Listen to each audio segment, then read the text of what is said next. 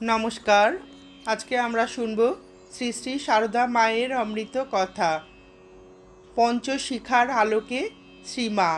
এখানে পঞ্চশিখা বলতে শ্রী শ্রী ঠাকুরের 5জন গৃহী ভক্তকে বোঝানো হয়েছে।